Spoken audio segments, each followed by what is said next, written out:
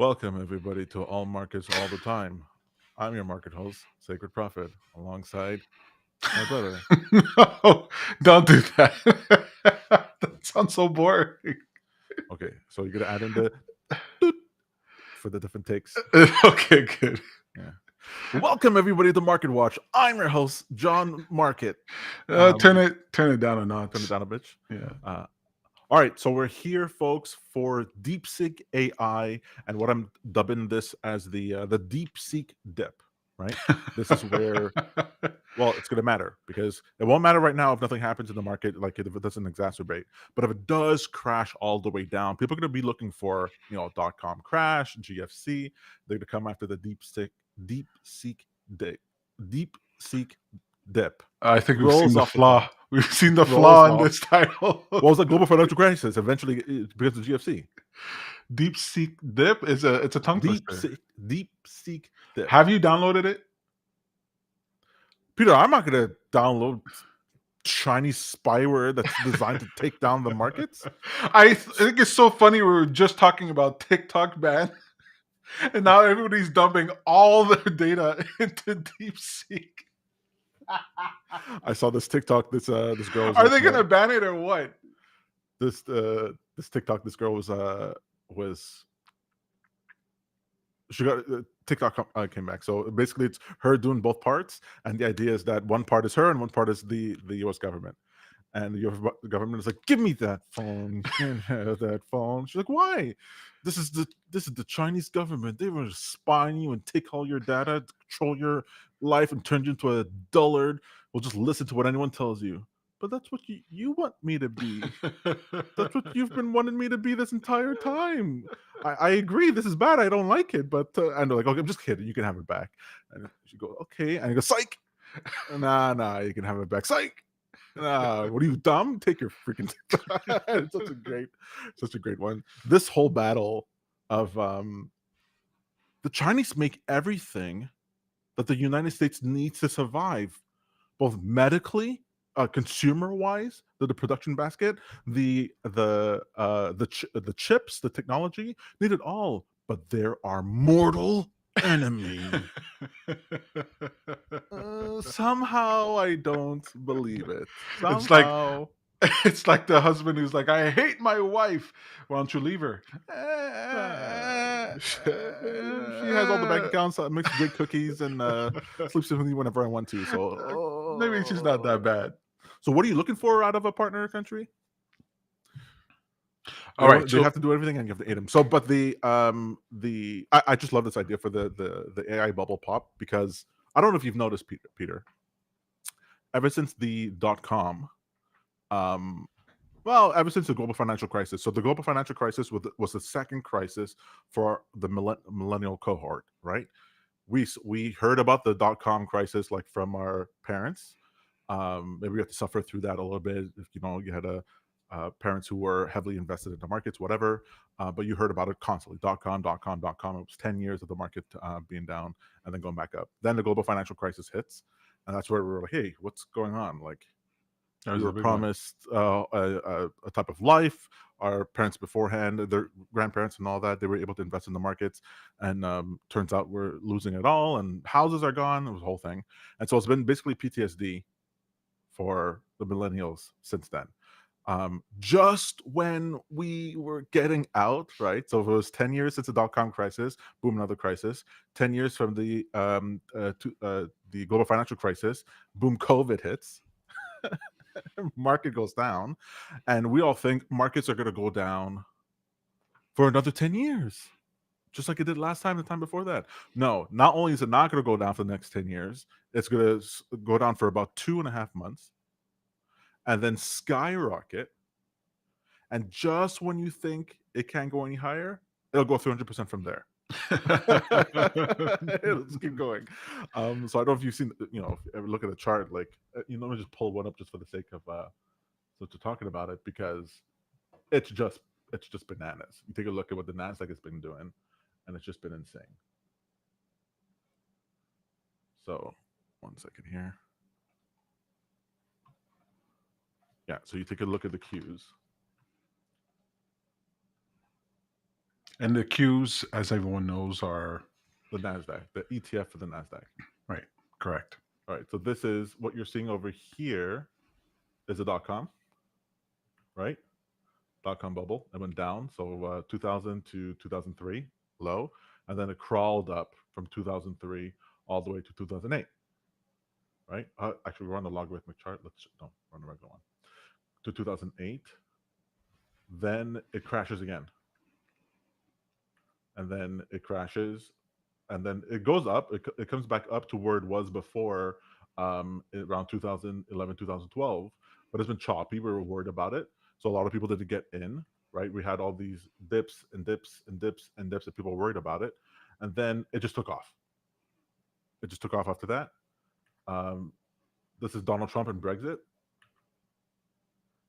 Then you head up to another run up. So a lot of people here were like, they thought bad times are coming. Like we had the .com, we had the GFC, it'll crash again. It didn't crash again. They missed it.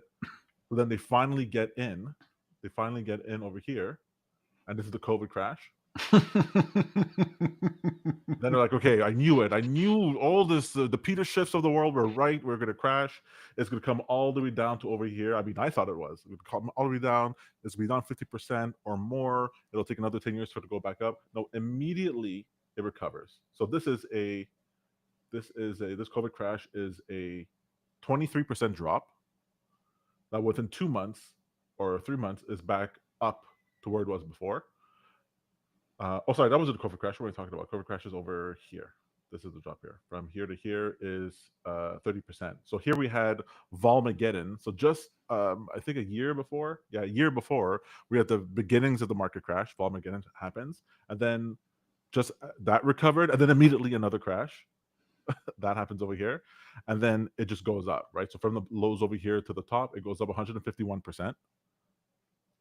It goes up 151%, and people are like, "Oh my god, this is unbelievable." Fortunes were lost and made here, buddy. Lost it. In here is GameStop. Here's AMC. In there is NFTs and meme coins. In there is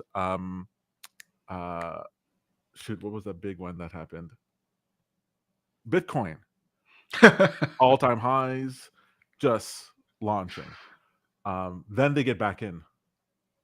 And it rose over again in 2022. Inflation, the worst inflation the world has seen since the 60s.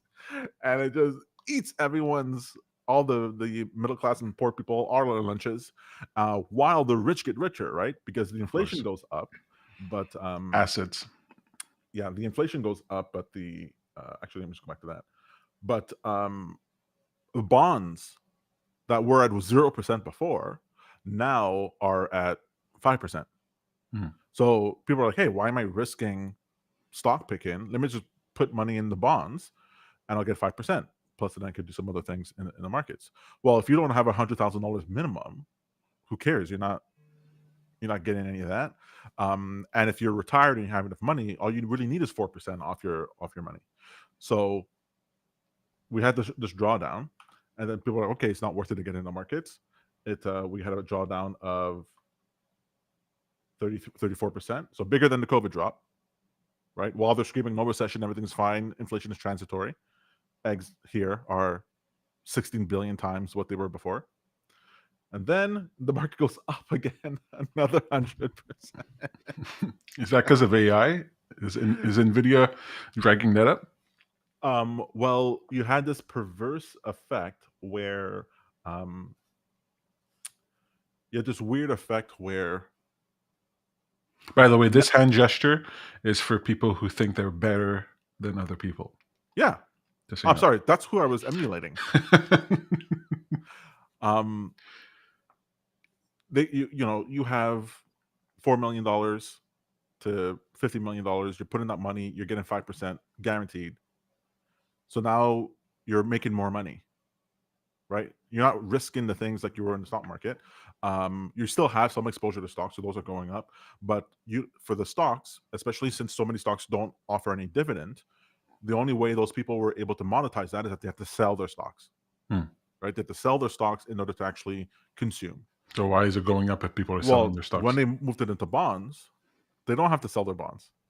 Their bonds they can hold for the whole maturity, 2, 5, 10 years, and get paid interest every 3 months, 6 months, 1 year, right? So now they're getting money that's like, this is free money.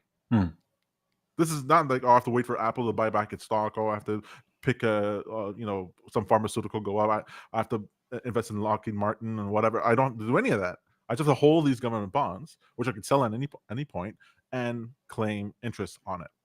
And it just keeps going up. You just buy more bonds. So then they had money to spend. They had more money to reinvest into the market. And that's what caused the Steady upswing. rise up. Well, this is what I really want to come on today, because what I want to talk about DeepSeek is that there's these structural forces behind the market, that there are these buyers and sellers. So there are voluntary buyers and sellers, and then there are forced buyers and sellers, right? You and I are voluntary. Our income is not dependent on the stock market or whatever. We just invest inside of it if we want to, and we sell it anytime that we want. A pension fund that has to return 4 to 7% to their pensioners every year has no choice. They have to sell a certain amount of stock at the end of every year, and they have to invest the money. If it's a hedge fund, if it's a family endowment, if it's a government entity, some sovereign entity, whatever it is, if their mandate is, we have to have, a 60-40 portfolio. We need to have 60% stocks, 40% bonds. They don't have any choice. They have to buy the stocks and bonds or sell the stocks and bonds under certain circumstances. And that's predictable. Exactly. It's very predictable that they have to do these things.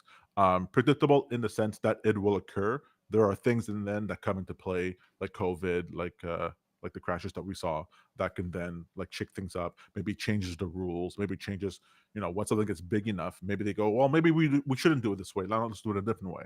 Now let's go from 60-40, where it's 60-40 stocks and bonds. Let's do 50% stocks, 10% Bitcoin, and 40% bonds. Well, now Bitcoin's going to go up because 10% is buying it.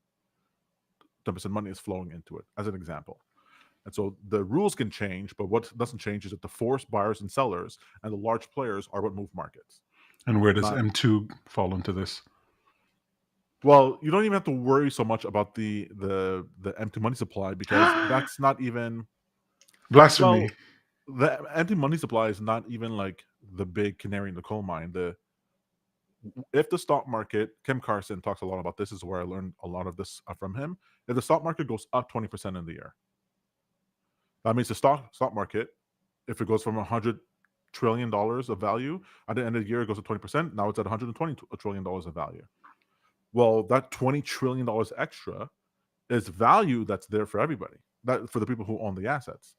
So now at the end of the year, they have in aggregate, the market has $20 trillion more that can be spent, that can be invested, because they could always borrow against it or sell, but they could borrow against it. It could be used as collateral to then buy more things. So you can buy stock, not with the stock. You can buy stock by, in a sense, leveraging the stock that you have to get a loan to then buy more stock, which makes the stock go up.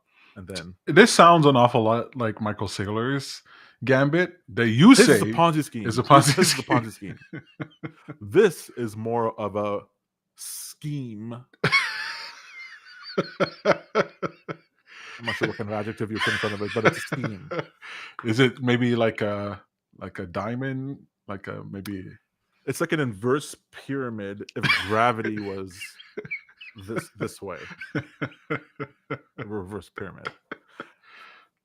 So you get these flows. So us as retail fishermen, we have to pay attention to these in order to see what's going on. All right. So let me get to the DeepSeek AI thing. The DeepSeek Dip. The DeepSeek Dip. Can't mess up the. Okay, go ahead. Too many E's. DeepSeek. That should be my superhero name, DeepSeek. So everyone's worried about an AI bubble ever since NVIDIA just blasted off, and who's sitting around going, I wish I had semiconductor chips. Like, no one was even thinking about that. How could that be a bubble? Isn't a bubble fake? No, it's inflated. Yeah, but NVIDIA is selling these things. They're selling it like gangbusters. If I go to a hot dog stand and they're just shipping out these hot dogs, nobody says it's a hot dog bubble. People are No, buying the hot dogs and eating the they don't bubble, think Nvidia is the eating the hot bubble. dogs. Hmm. They think that's a symptom. That's the hardware symptom of because there's a bunch of investment, or at least there's talk of a bunch of investments within the AI space. So just like in the dot-com era, you can have a company that started yesterday, two guys in their basement with a paper that they went public with a dot-com name. People go, I don't know if this is going to be the dot-com that takes off because this took off and that took off and this took off and that took off. I don't want to miss out legitimate ones, right? Especially if you are working, not this is not your money. You're working for a family office. You're working for a prop firm, whatever it is, a broker, and your job is to pick the winners. And you sit there and you go, I made 17% this year, great pick. And then the guy at the next building, he made 300% because he bought some .com thing. And you go, well, that's nice. We're gonna have to let you go. He's like, but I chose a safe thing. He's like, no one cares about that. Like, well, then I gotta buy I can't risk not buying the buying into the .coms in case one of them takes off. So those people, they would do that. Two guys in their basement issue their thing. They're public, and you don't know them from Adam, and all of a sudden they're worth $150 million. But was that happening in AI? Well, yes, because all these people were building. So ChatGPT comes out, the AI comes out, and all of a sudden people are like, whoa. People will just give all their information to. I thought we were already getting all their information. We have cameras on them all the time. We're listening to them constantly. We see what they're doing. They're posting constantly. But that's them willingly posting things that they want other people to see. They'll tell AI anything, everything, because the more they tell it, the more the AI could recommend things to them. This is unbelievable. That's great. And the pitch on the tin is there's not a person behind here listening to all your personal details. You sick person. It's not a person back here. Granted, a lot of people are behind looking at a lot of information, but they don't know about you specifically. It's an aggregate. We don't care about any particular dinosaur that died. We care about the oil that came from its bones. Okay. That's what you are, the data. We want the data from you, buddy. Anyways, so then people were able to create these GPTs, create different frameworks around it, and then how many resume builders and PDF readers, and when it comes out, and you're like, okay, that's pretty interesting, right? That put a lot of people out of work or made a lot of people more productive. And then all of a sudden, like, oh, by the way, it can make pictures. Excuse me, what? It could make everything, all art, everything that's ever been done. Oh, also music. Diagnose diseases, legal paperwork, marketing materials, SEO copy. Oh, and you can't Videos. even tell it. You can't even relationships. You can't even tell it's not human. In fact, you prefer that's not. So then people are like, there's money that needs to go, needs to be invested, but it couldn't really be invested in a bunch of places. There's not a lot of things, right? These businesses that were doing, the perplexities of the world aren't everywhere, and a bunch of these are private. So there was, someone sets up a subscription fee. Why do they need to go public? Why do they need any funding for it? Just get it from you. Anyway, so that's why there's hype around the whole AI thing, but it's not really a bubble because it's not this speculative fervor a la Bitcoin, a la .com, or a la housing crisis, 2008. That's not what's going on. But people want it to be a bubble because they miss NVIDIA. They miss Microsoft Rise. They miss Apple. They miss all these runs up. And so if it is a bubble and it comes down, then they have a chance to get back in. And that's where we are right now? Yeah. And so the idea here is that this DeepSeek comes out. You have this AI competitor from China comes out. Those Chinese come out with the I've never loved China more. I've never loved. Get them out of here. You can tell me. I'm going to sound like Sam Harris now, okay? I could find dead bodies in the basement of China. I mean, what they're making is unbelievable. No, it's not that they're making it, Tom. It's that they're making it quasi open source. Tom, I love O1. I think it's amazing. It's fantastic. I rarely use it because I don't want to rely on something that's so heavily rate limited. I use it, then it's done. Then what am I supposed to do?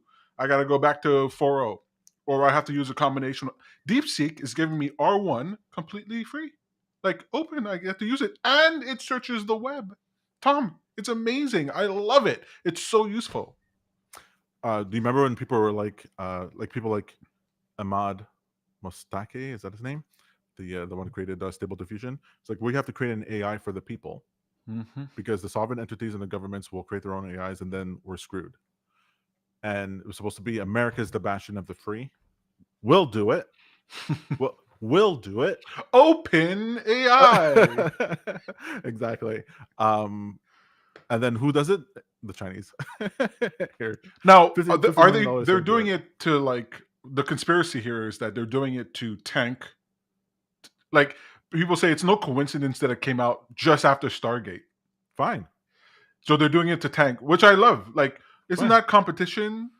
And Tom, just as a side note, what I'm hoping for is that whatever OpenAI, whoever been sitting on, oh, well, they're like, gotta get it out as fast as possible. That's I right. think they've accelerated the growth of AI Well, we found dramatically. out that Google was sitting on AI constantly, but they're like, we didn't think people would want like hallucinations in their stuff. And people are like, fine with the hallucinations.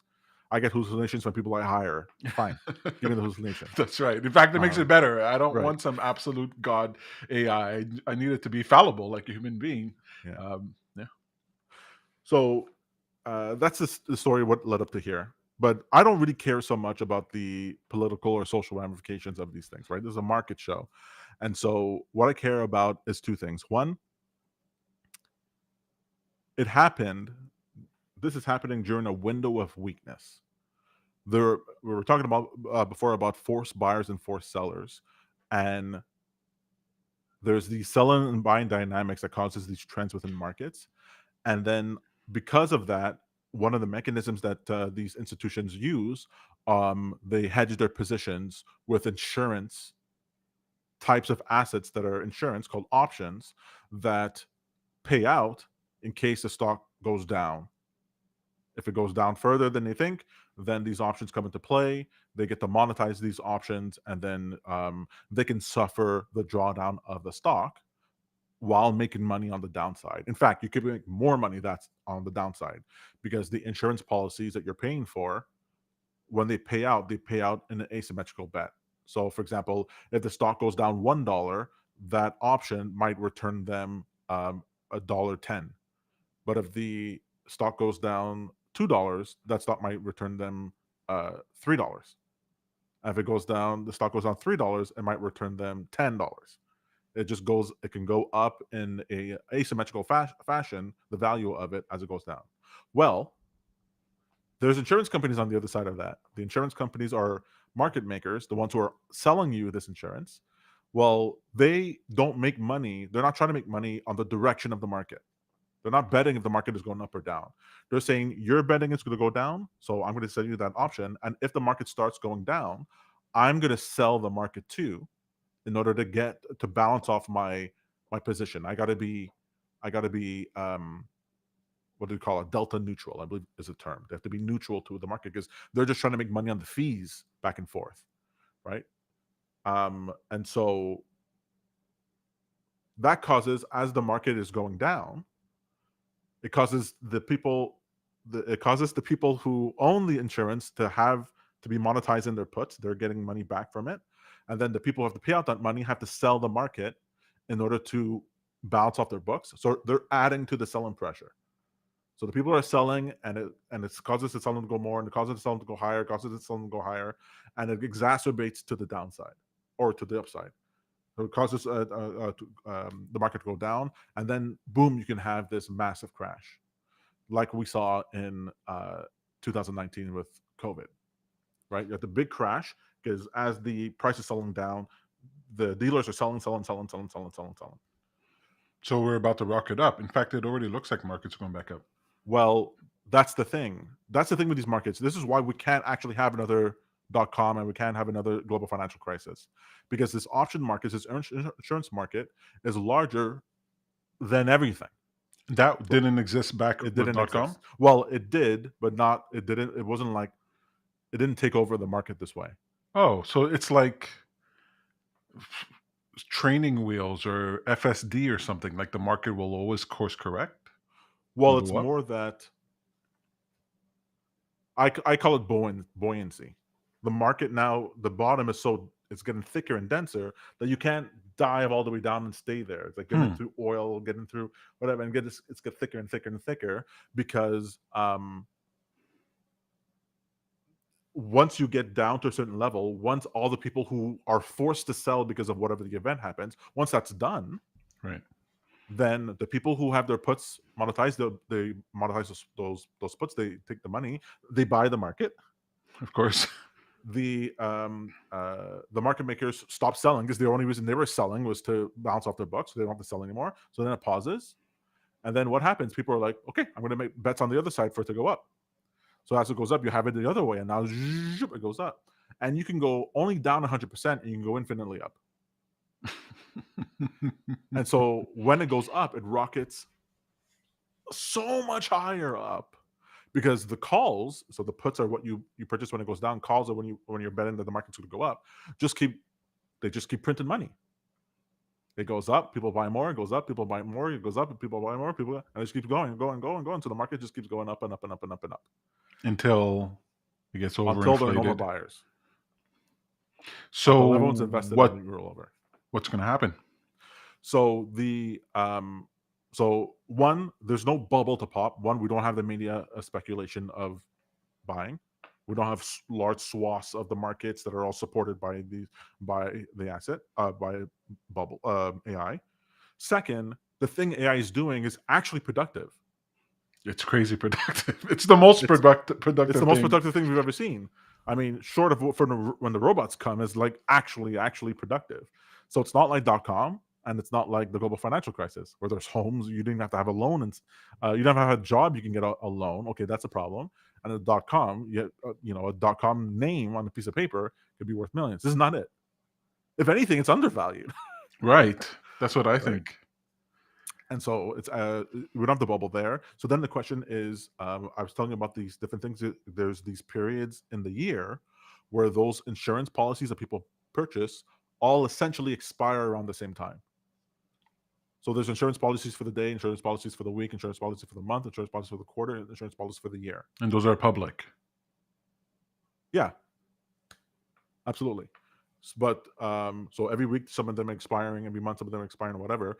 But sometimes they all coincide together where the day, week, month, quarter is happening at the same time, and then year for December. When is the solstice happening?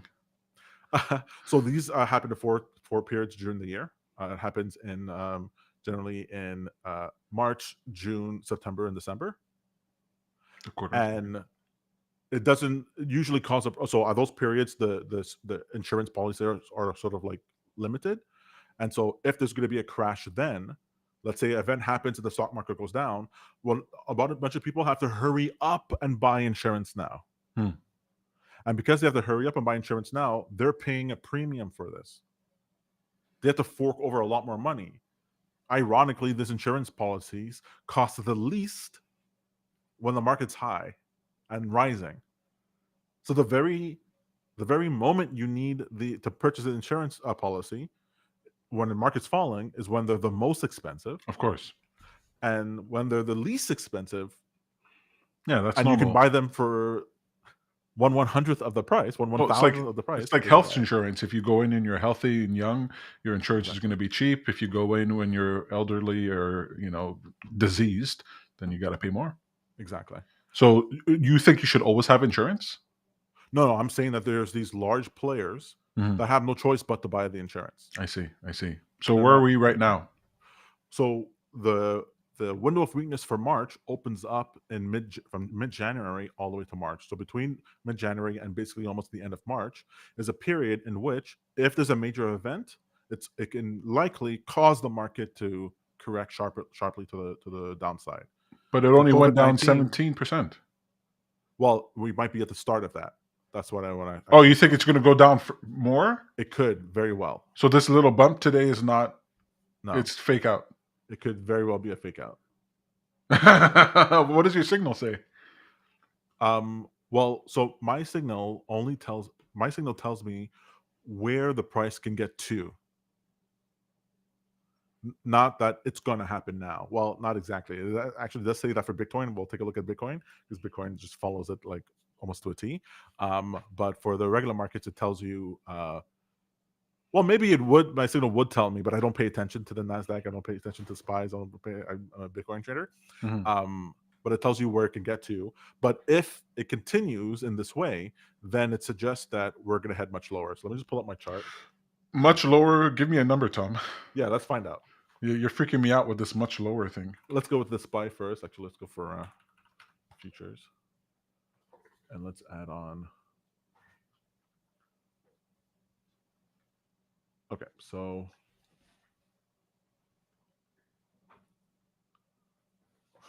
all right, so this is technical analysis we're going to be doing.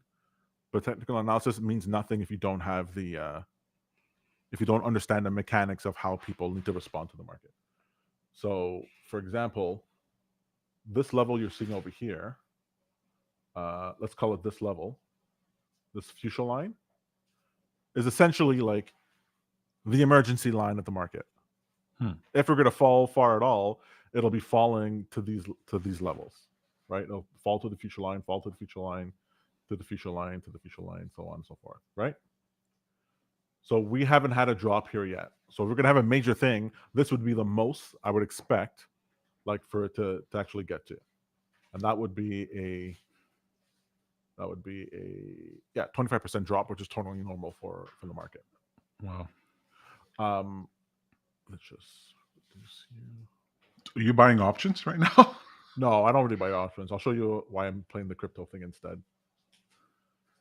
So, I mean, if it falls that far, oh my god.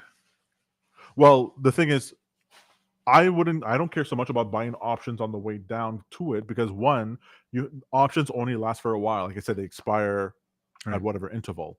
So you have to, over here it could have fallen over here it could have fallen over here. So you don't know when that's going to happen. You just know that it will. But if it does, you buy the hell out of this. Mm-hmm. You just buy the hell out of it. If you did that over here, whatever, I mean, that was gangbuster money. And that's when you buy calls. When it comes down over here and people go, that's it, the world's over. You got to remember, no. There's $100 trillion worth of people who the last thing they want is for the market to go down. Can you imagine? President of the United States comes out and says, look, I know the market's down for 5 years. So we're going to take her lumps, man. We got to take her lumps. It just went too far, and we're going to have to let that go. No, so they'll print money? Donald Trump is already threatening Jerome Powell and they're like, we're going to need more rate cuts. Inflation signals are going up. Stock market is at all-time highs. Government doesn't care about that. And Donald Trump is like, we got to cut rates. Yeah. We got to help the people. Of course. Definitely. Yeah. Well, I'm not petitioning for anything. The question is, how do you profit from I'm not saying it's a good thing. I'm not saying it's a good thing, but yeah. Well, it's a thing. All right. You say District 1? Yeah, District 1. It's always District 1. So what I'm taking a look at here is, let's go back to the daily chart. When the DeepSeek thing happened, which was, it was a couple of days ago over here. So this is the drop that we had from DeepSeek, 3%. And you'll notice that, I'll show you this here. Can you see it? Is it two? Let me see 1 second here. All right, this yellow line is I believe that's the 3-month volume weighted moving average. So just think of that as like the mean of the price weighted by volume over this period of time. And often we head down. So when the price actually fell, we actually fell to one of the volume weighted moving averages. So it's no surprise that we actually bounced up pretty significantly. The issue here is that we have to, if we don't regain this high, if we don't close above here before, let's call it March, then big trouble. Then we're likely, because we're in the wind of weakness, we're likely to head downwards here. I wouldn't expect us to go much lower than what's this price over here on the SPY? 55.55, Oh my god! But wait, where's the fuchsia line? which is about 9%. Well, the future line, if this was an actual bubble, then I would be like, okay, fine. But I don't see that. I don't see that happening. I don't see this. I don't see an event occurring because of DeepSeek that causes the amount of investment inside of DeepSeek is not enough for this. So, for example, just to give you an idea, right now the stock market's only down this much. But if we take a look at Nvidia, which is one of the most, this is the AI name. It fell about 20%, right? So this fell 20%. It's like a huge weight inside of the stock market, and the stock market hasn't even gone down that much. Mm-hmm. So this could fall, potentially another, 30, 40%, and still the stock market might drop, what, 20% or something like that. So the question is, will it get exacerbated to the bottom? But since you only get the exacerbation towards the bottom if there's a panic and there's a level of uncertainty, something that we don't understand. If everyone thinks it's the AI bubble that's unwinding, well, they're not going to be selling a bunch of. They're not going to sell Tesla. They're not going to sell Cisco. They're not going to sell a bunch of these other ones. That panic is not going to be there. But I mean, here's the thing: every day and any day, a new algorithm, a new breakthrough can come out. Like, we should be expecting these black swans to be showing up, like DeepSeek. Well, it or only something matters else. if they show up during the window of weakness. Hmm. And then it only matters if you're holding something and you cannot afford that going down, then fine, sell it. But really, they're buying opportunities. Right. These are not. You don't need to panic for these things because, as we've seen, they're not going to let the market go down. So if you take a look at Bitcoin, let's just hide some of these. Let's leave the trends for now. So what I thought was interesting for Bitcoin is that about this weekly trade that I put on. Yeah. And not going to go through all the details here. You guys could always sign up to sacredprofit.com if you want to get more of this information. But essentially, the weekly trade started over here. Where was it? Over here, weekly trade. And so this would bother me, Peter, because I'm still trying to learn the signal more. So this is on the 19th. The signal suggested that we were going to head towards this level over here. And you didn't believe it? No, I did believe it. And it fell. And it fell all the way down, but it just missed touching it. Hmm. What I found is that if it doesn't touch it completely, the market's like, market has OCD. It's like, I gotta go back and touch that line. It's so weird how it happens. We had this over here, for example. So over here, the weekly trade over here suggests that the price would go up to here. So the price, it tried to go up, so it went up, up, up, up, up, up, and it almost got there, and it ran all the way back down. Then I was like, but I didn't touch the line though. Oh, I gotta touch the line though, and I touched the line and came back and touched the line. And then when it did, it's like, okay, I'm done. Oof, okay, we're going back down. All right, let's go back. We were going back down. Sorry. We were going back down. Let's head back down. And then it goes back down over here, and then a bunch of things happen. It causes the price to go up. But there was another one of these levels that was missing over. Let me just replay it. Missing over. One second.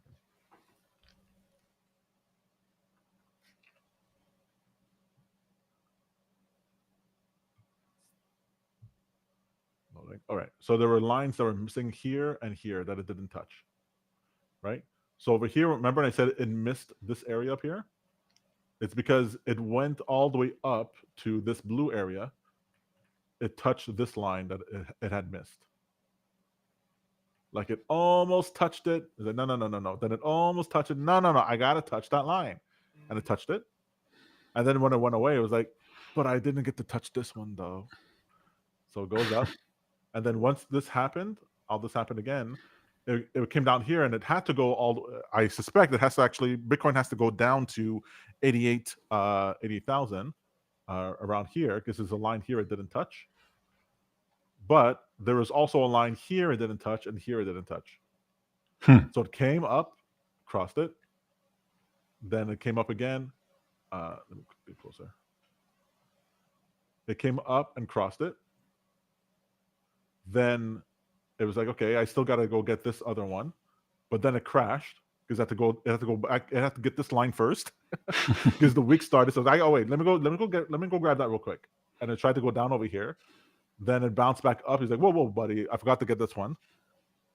And then it's like, okay, I got it. Let me go head back down. And then these other moving averages that you see pointed on the stream. Sometimes the price is trying to get to an area, but the current of orders are pushing it up, right? So it pushed it up, and so it's funny. I'm going to be describing this chart in the way that it feels to me. But so the price is trying to get down over here. It didn't quite get there, and it launched back up. Then it launched back down, but then it hit this level, and it goes boing, boing, boing, boing, boing. You see how it went in this like triangle pattern? Yeah. Now it goes boing, boing, boing, boing, boing, boing, boing. And then it narrowed down, narrowed down, narrowed down. Then all the volatility went out. The ball has stopped moving, and then it's like, okay, now we can go. Whew. And so exactly at this is what this line here is. Exactly the next weekly trade. It said, okay, let's go there, and it went all the way down exactly to the level that it missed over here. And your signal said it would do that. Yes, exactly. Then, and I forgot about this. But while this was happening for it to go down over here, another signal line showed up over here. So it said, hey, we got to go up. We got to go get that line. Let's go get it. And then if that happens, then we've cleared every level that's above here. And so then the price is going to be looking, hey, so are there any lines that I missed? And the lines that it missed, the only nearest one I have is this one over here. This one and this one. And then we came back over here. Now, sometimes it does, if it gets far enough, it'll pass the line and will no longer get back there because there's too much pressure. Remember, I said the options market makes it so that the price can actually stay down there because there's this upward bias. Mm-hmm. So if that happens, like it's possible that it stays like bouncing around here until it develops more levels, more catalysts happen in the markets that causes the price to have reasons to go up. But for right now, if it clears this level, if Bitcoin hits 104.3, around 104.3 during the next 7 days, before next Sunday, if it hits there and there's no other bullish catalyst, chances are we're heading straight down towards 88.4, 88. Shut up. Shut your face. But if it doesn't, if it is able to stay above these levels, like so above this level here, above this level for a while, do you see this level that's developing? Mm-hmm. That's planning for next week's. So as long as this next week one is above the previous one, then it'll be slanted towards bullishness. It'll slant towards bullishness, and then it can climb out. In the same way that it did over here. Over here, the price fell, but it was able to stay, and then it climbed, it stair-stepped over these levels all the way till it built a new high. And then it'll fall again. So anyway, so I wanted to just say the DeepSeek, this is all we got for DeepSeek, right? Now, because we're in a window of weakness, it's all a matter of time. If before next Sunday this isn't clear, we don't clear above here, or even if we don't stay above here, then I think we're headed way lower because all these other levels we've already visited, and the only thing that's left is the one at 88, whatever, 88 to 75, 74. So I thought that was pretty interesting. So you're not bullish or bearish. You're neutral, wait and see.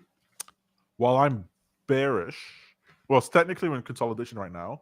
I'll be shorting if it gets to 104, 104.3 is what I said. Yeah, 104.3ish. I'll short. If that short doesn't work because the price keeps moving up, great. Then fine. I'll wait for the next sign to say let's go higher. Wait for confirmation and then go. But if not, then those are the perfect entries. Basically, the tippy top before it falls down to the other entries for options.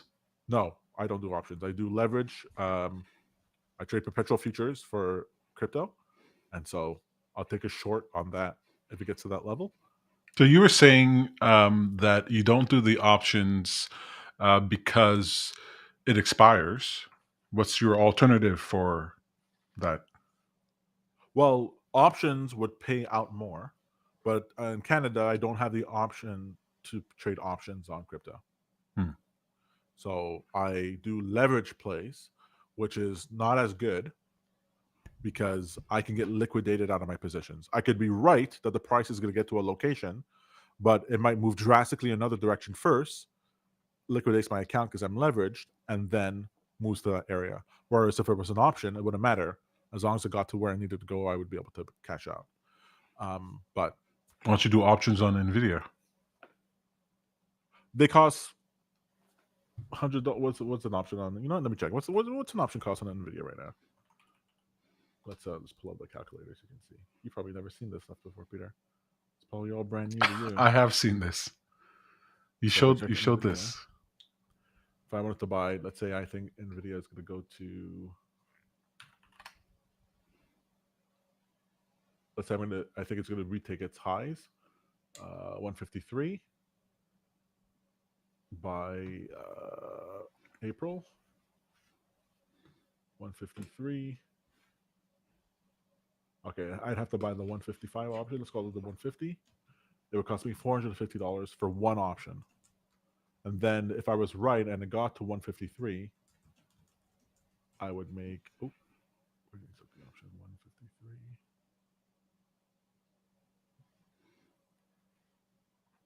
One of them. If it got to 153 by April,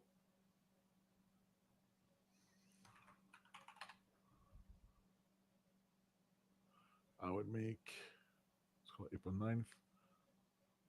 30%. But if I got there by March, I'd make $1,656, so 174%. And if I got there by February, because the Fed comes out on the 29th tomorrow, which is I'm waiting to see, and say, you know what, because of market volatility, we need to support markets, blah blah blah, and everything blasts off. Well, then you can make double your money on the. You can make $2,000. Actually, more than double your money. All right. So Oh, what are I'm you doing the gonna? wrong one. Jeez, I'm doing a strangle. I'm so stupid. Let's do that. Let's do that right, Peter, for the clip. Nvidia at 153 April.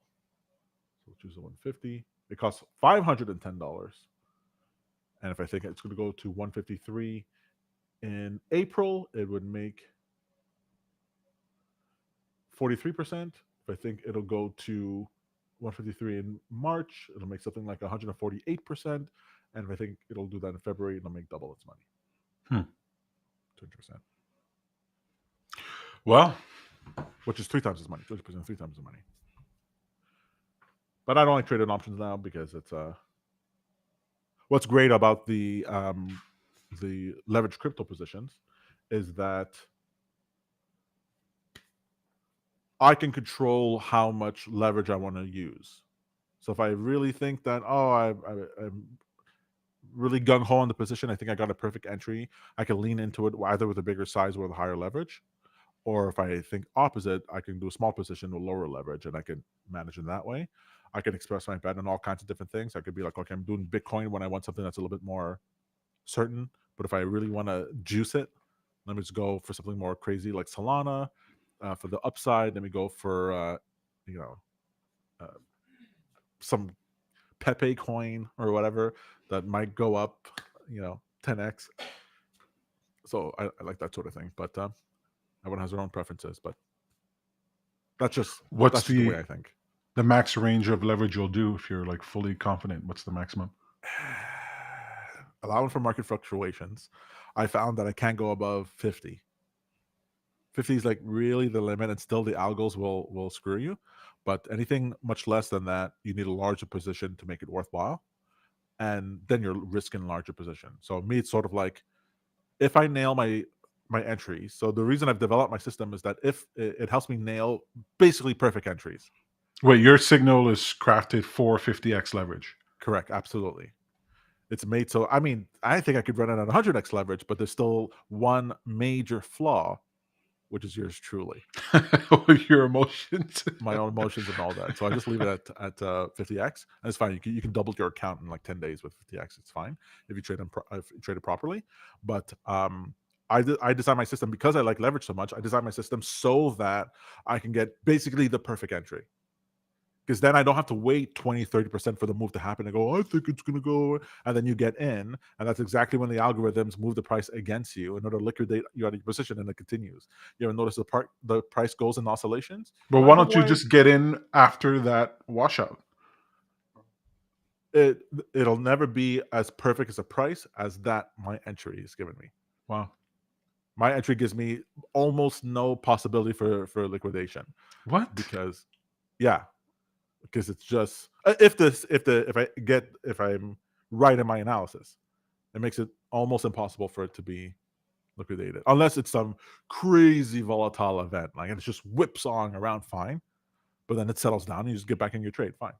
Sometimes it might take me 2-3 times to get back into that trade. Who cares? Because if I succeed, I can make 2 to 10 times my money, so it's fine. That's the game. But my entries are nailed it. I freaking nail. I'm so impressed with how much I'm nailing it. It makes me upset that I have like other work to do. That I can't spend all my time doing it. Like, why don't I spend all my time doing this? Like, no. So that's it. So that's my DeepSeek thing. I don't think it's a bubble being popped, but it is happening at a time that is risky. So now's not the time to be like, hey, now let me go leverage long. This is the window of weakness. It's the window of weakness until basically OPEX, which is March 23rd, I think it is the end. And then you want to see all these drops as opportunities to buy into a long position if you're interested. And then right after that period is done, well, you can actually start buying options now for April to June if you're really interested. And then get out by June, because June to August is the next window of weakness. June, August, September, next window of weakness. You get out, everything's good. October, load the boat up again. And then you just rinse and repeat. Do that every 3 months. That's the game, Peter. Love it. All right. Well, thank you for listening. I have to get back to losing money on the markets. That's the only way to gain is if you lose, Peter. That's what I tell my wife. Only way to gain is to lose. Well, I think you're doing well with the signal. It's the best I've ever done. I'm so impressed with what I've developed. We didn't talk about Wave. We didn't talk about LOL and all that. There's all kinds of little tidbits there, but that's for paying members, Peter. No, not for paying members. I'm going to be releasing the scripts for Axis for free, but you sign up as an affiliate for our program. You get it for free, and you can trade. You get the signals, get my interpretation of it, and heck, I expect most people to be better than me with the signal. They don't have old Tommy Boy whose dopamine triggers when you lose.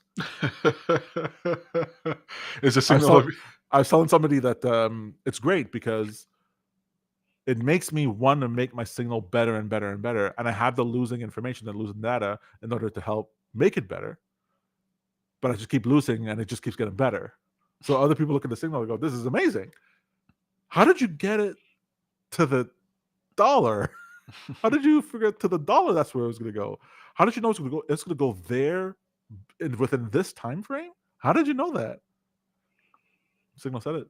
Did you make money on it? No. What do you mean? Are you stupid? When is the signal available? Is it available? If you're really interested, you can message me on Twitter. I'm be happy to give you access to it. The signal is there. The tools are available. I'm going to be distributing it, so I don't have to build the tools anymore. Although I'm always developing it.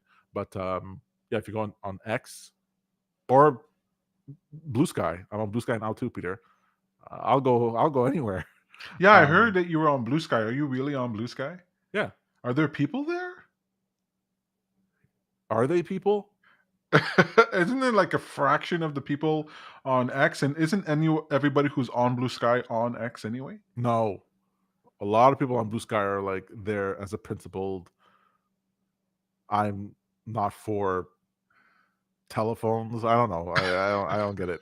That to me is like, oh, I hate Bell. I'm going to use Videotron. Okay, good luck, buddy. I don't know what. Yeah. All right. So the signal is available if you contact you, but when will it be launched? I gotta press you on this because here we are on the live Let's stream. So let's go with next week. Yeah, tantalizing.